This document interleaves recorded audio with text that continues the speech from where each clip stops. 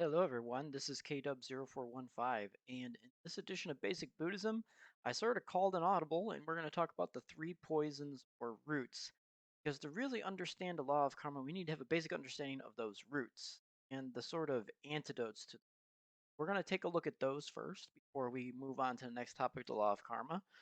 We're going to distinguish what these three roots or poisons are, and the degrees that they sort of come in. And is there a treatment? Are there antidotes? Is there an anti-venom sort of situation here that to sort of fit the simile?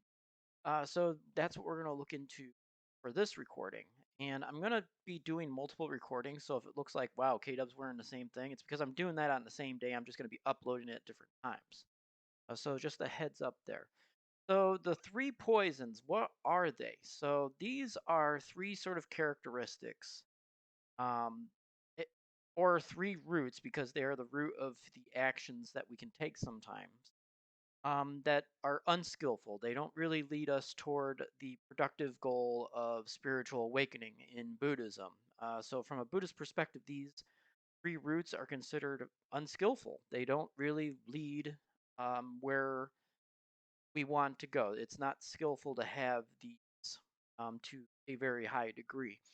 So we're going to start with the Pali names. So there's Lobha, Doso, and Moho. So let's start with the first one.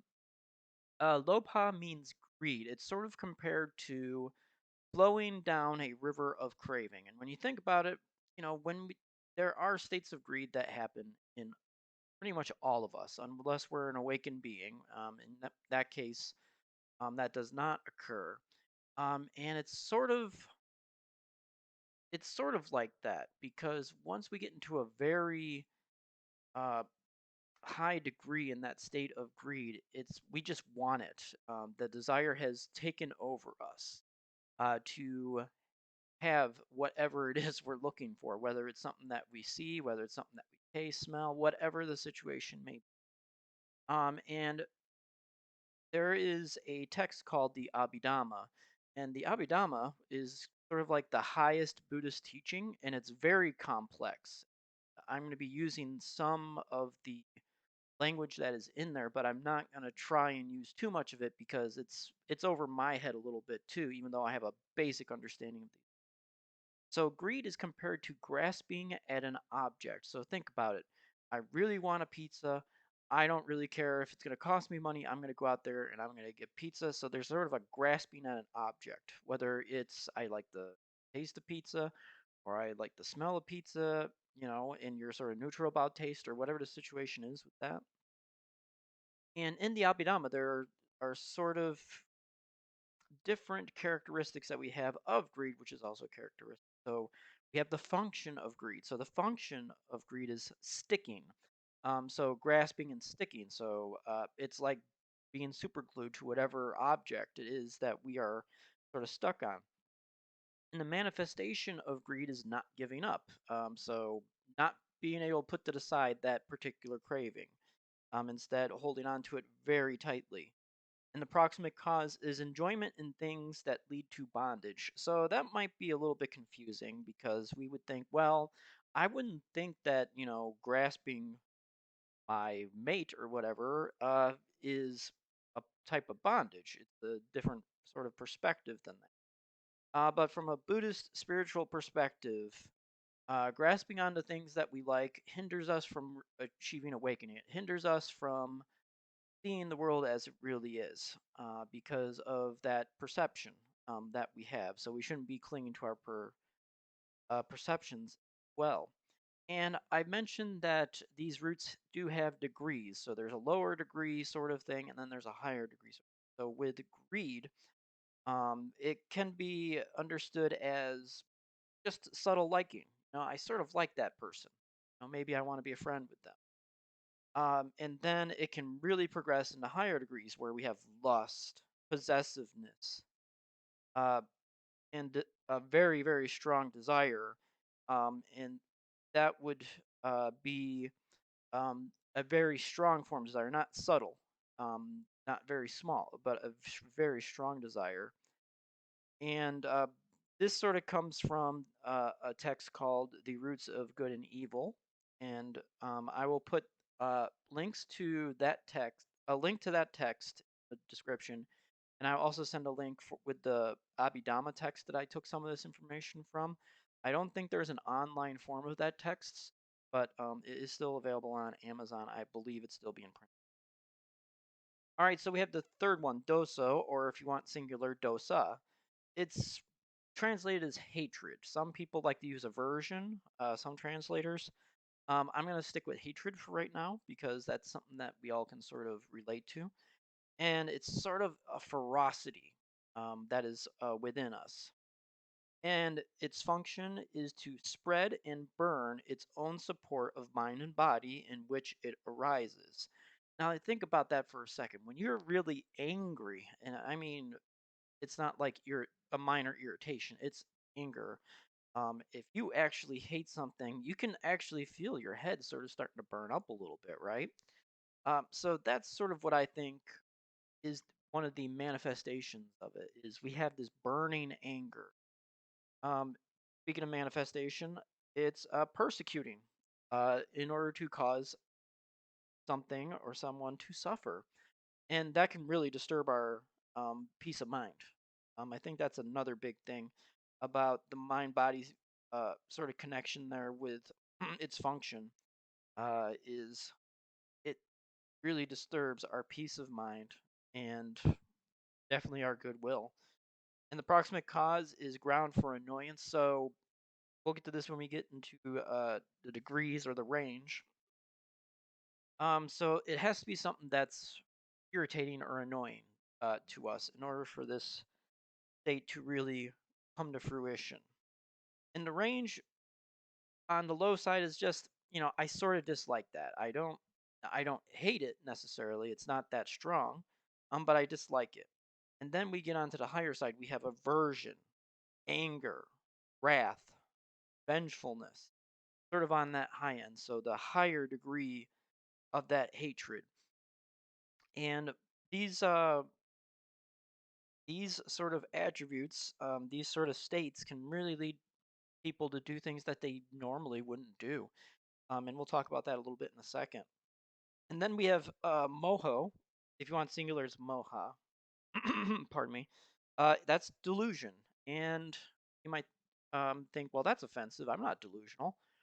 Well, from a Buddhist perspective, we're looking at a spiritual sort of delusion. We're not seeing the world as it is. We're seeing the world as we want it to be, and that's keeping us in the. And from the Buddhist standpoint, that's keeping us in this round of birth, death, rebirth, and then over and over and over again. This sort of wandering through existence is called samsara. You may have heard that term before. And it's very similar to ignorance from a Buddhist perspective. Um, we don't really want to know what the world's really like because we're comfortable with the perception that we already have, for example. The characteristic of delusion is mental blindness or unknowing. We may be fully aware that things are impermanent, for example, but we tend not to acknowledge it or we tend to dismiss it as not being as super important, just as an example. And delusion manifests as absence of right understanding or mental darkness. So, if you remember from the Four Noble Truths and the Noble Eightfold Path, there is right view or right understanding, and this is basically what we're talking about in this situation. Um, Fully acknowledging the Four Noble Truths and that they are, well, truths, and then applying those things. So it's an absence of that that keeps us in states of delusion, according to a Buddhist perspective. An approximate cause of delusion is unwise attention. So there is this concept in Buddhism called wise attention, and that attention is focused on phenomena and how they truly are. And then there's the unwise attention. That's really focusing in on phenomena as we perceive them, as they bring us a great source of happiness that is everlasting and what have you. That would be considered unwise attention. Unwise attention is also boredom. Boredom is just sort of a state from a Buddhist philosophy perspective. Boredom is a state where we are not seeing the world and phenomena for what it is in that moment, because of whatever dullness that we perceive in that.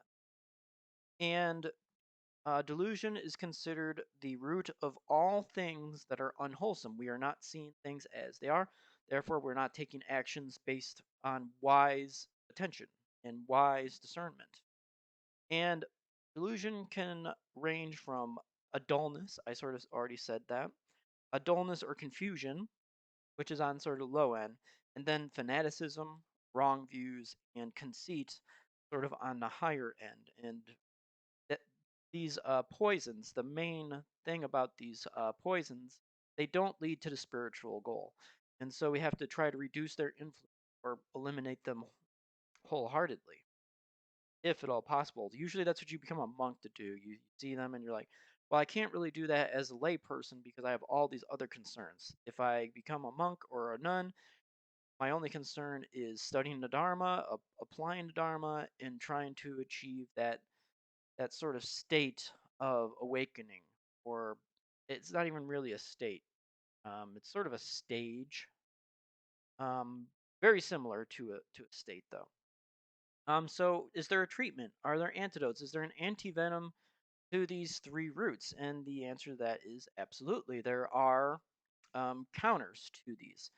So when it comes to greed, it's sort of like grasping and really wanting something, having that craving. It's non-greed. Being generous, for example, is considered non-greed. And often people say, well, if you don't want non-greed in there, you can just say generosity or giving. And from the low end, there's sort of this unselfishness. And at the high spiritual end for a practicing Buddhist, it would be dispassion. So dispassion doesn't have that craving. There's nothing there.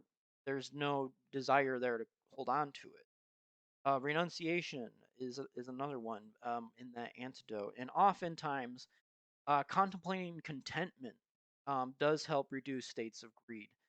Okay, I may not have that, and I may really want that, but what do I have right now? That's sufficient.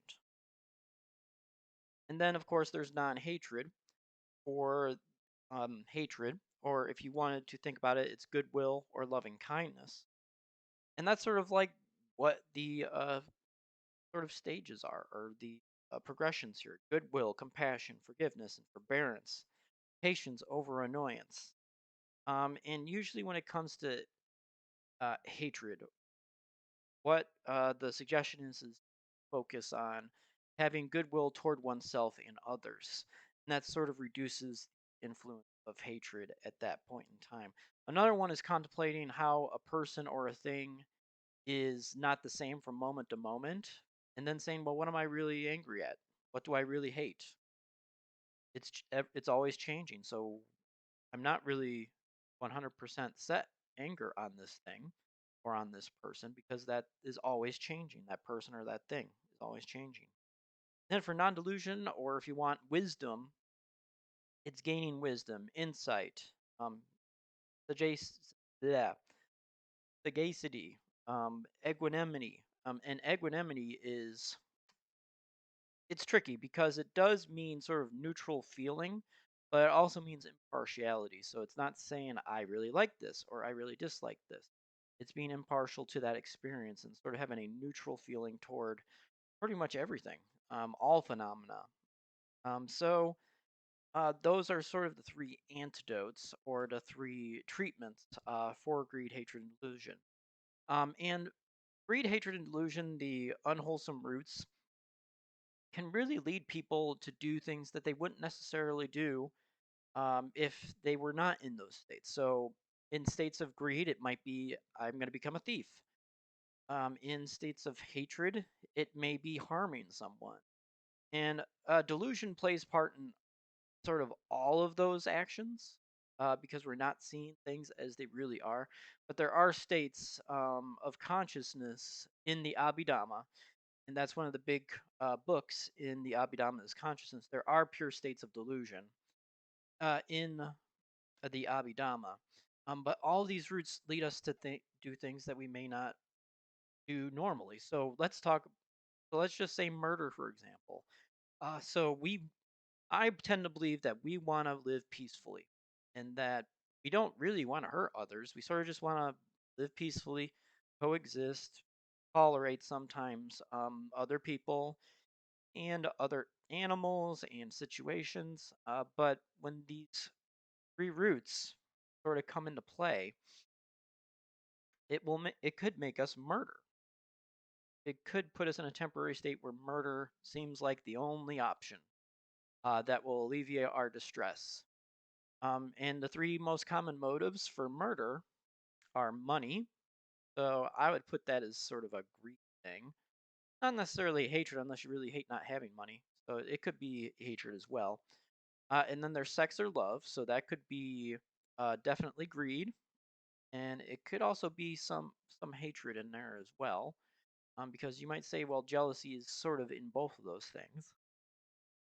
And then the last one is revenge, which is pretty much, right down to it. That is just rage, basically. Revenge is basically rage, a lot of anger and ire and all that. So it can lead people to do things that they normally wouldn't do, and that's something that, as a Buddhist practitioner, I need to be mindful of. Because sometimes I will say or do things that are not necessarily things that are in character for me. And so I need to reflect, okay, what was going on at that time? Were any of these three roots sort of playing into this situation? And most of the time, the answer is yes. Greed sort of overtook me, or, I just had a temporary state of real intense anger, and I sort of took it out on a person or whatever. And that is something that needs to be reflected upon. And part of improvement is making sure that the three roots, the three poisons, do not overtake us in our actions.